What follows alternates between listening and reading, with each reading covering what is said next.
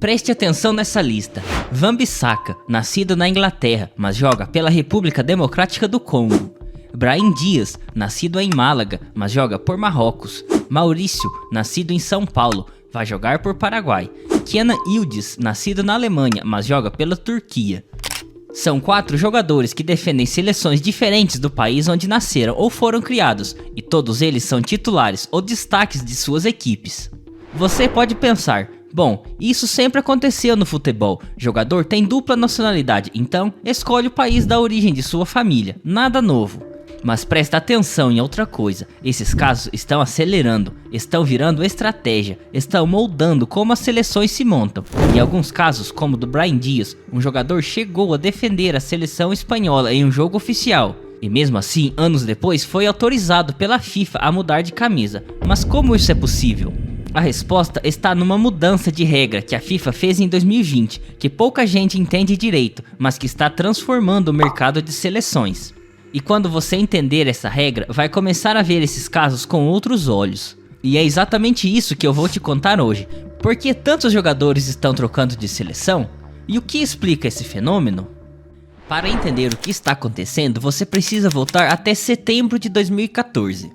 Naquele mês, a seleção espanhola convocou um jovem de 19 anos chamado Munir El Haddad para um jogo das eliminatórias da Euro 2016.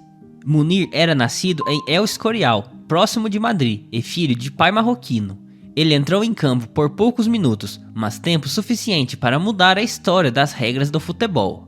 Até então, ter disputado qualquer jogo oficial com uma seleção tornava impossível a mudança para outra. Munir ficou preso nessa situação por anos, nunca mais foi convocado pela Espanha, mas também estava impedido de jogar por Marrocos.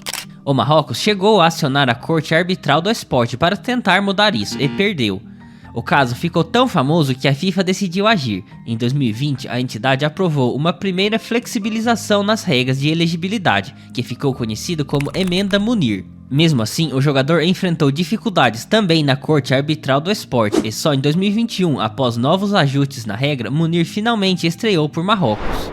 A versão consolidada da regra é a seguinte: é permitida a troca de seleção para jogadores que tenham disputado até 3 partidas representando um país, desde que isso tenha acontecido antes dos 21 anos. E a última aparição tenha ocorrido ao menos 3 anos antes da mudança. Além disso, o jogador precisa ter a nacionalidade do novo país na época em que defendeu o primeiro.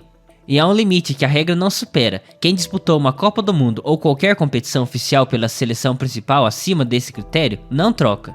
A regra abre uma janela, mas não é para todo mundo.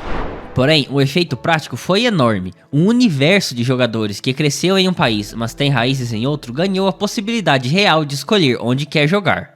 O Marrocos foi quem entendeu isso antes de qualquer outro. Ainda na Copa do Catar em 2022, o mundo assistiu aquela seleção fazer a melhor campanha africana da história.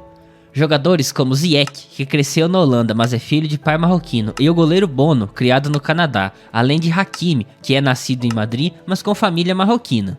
Todos eles foram peças-chave daquele 4º lugar histórico. O método marroquino era simples, buscar na diáspora os talentos que a Europa havia formado, mas que ainda tinham raízes no norte da África. O caso de Ziyech é representativo. Formado no Ajax, jogou nas categorias de base da Holanda, porém escolheu Marrocos quando percebeu que o espaço na seleção holandesa seria restrito. Porém, Marrocos não é um caso isolado. A Copa de 2026 está cheia de seleções pequenas que chegaram ao Mundial usando exatamente essa técnica. Curaçao é o exemplo mais extremo, uma ilha caribenha com menos de 200 mil habitantes, sem futebol profissional interno, que se classificou para o Mundial com 25 dos 26 jogadores convocados nascidos na Holanda. A ligação histórica existe. Curaçao fez parte do Reino dos Países Baixos e seus cidadãos têm passaporte holandês. A federação enxergou nisso uma oportunidade e foi sistematicamente buscar esses jogadores. O resultado foi uma campanha classificatória invicta e a entrada para a história como o menor país em população ao disputar o Mundial. Cabo Verde fez o mesmo, só que pela rota europeia. São pouco mais de 500 mil habitantes nas ilhas, mas existe uma diáspora de mais de 1,5 milhões de cabo-verdianos espalhados principalmente por Portugal, Holanda e França. A seleção foi atrás desses jogadores formados no exterior e chegou à primeira Copa de sua história. E o Haiti, que vai enfrentar o Brasil na fase de grupos, volta ao Mundial após 52 anos de ausência. e chegou lá numa situação que diz muito sobre o país. O técnico francês Sébastien Mignet nunca conseguiu pisar no território haitiano desde que assumiu o cargo, por causa da violência das gangues que controlam Porto Príncipe. Os jogos em casa foram disputados em Curaçao. Mesmo assim, a seleção foi buscar seus atletas na diáspora espalhados pelos Estados Unidos e pela Europa e classificou. 3 países, 3 histórias completamente diferentes, mas todos eles chegam à Copa do mesmo jeito, olhando para fora das próprias fronteiras. Agora vamos ver mais algumas situações específicas. Nascido em Madrid em 1998, ele é filho de imigrantes marroquinos. Hakimi foi revelado no Real Madrid e poderia ter vestido a camisa da Espanha, mas sua escolha foi diferente. O lateral explicou em entrevistas que não se sentia em casa na seleção espanhola. Não era nada em particular, mas não era como eu vivia em casa, que é a cultura árabe, sendo marroquino. Hakimi hoje é um dos melhores laterais do mundo e capitão de Marrocos. O caso de Brahim Dias é mais recente e um pouco diferente, porque envolve diretamente a emenda de 2021. Nascido em Málaga, filho de pai com ascendência marroquina, Brahim defendeu as categorias de base da Espanha e foi convocado para a seleção principal em junho de 2021 numa situação muito específica. Sérgio Busquets testou positivo para a Covid às vésperas da Eurocopa e toda a concentração precisou ser isolada. A solução foi mandar o time sub-21 para o amistoso contra a Lituânia. Brahim entrou, jogou e marcou. O jogo contou como partida oficial da seleção principal. Anos passaram, novas convocações não vieram. Em 2023, o técnico Luis de la Fuente chegou a sugerir que Brahim teria imposto condições para jogar pela Espanha, o que o jogador negou. Em março de 2024, Brahim foi convocado pelo Marrocos pela primeira vez. Como aquela partida contra a Lituânia foi um amistoso e Brahim tinha menos de 21 anos na época, os critérios da FIFA permitiam a mudança. Agora vem o caso mais próximo de nós e provavelmente o que mais chocou o torcedor brasileiro.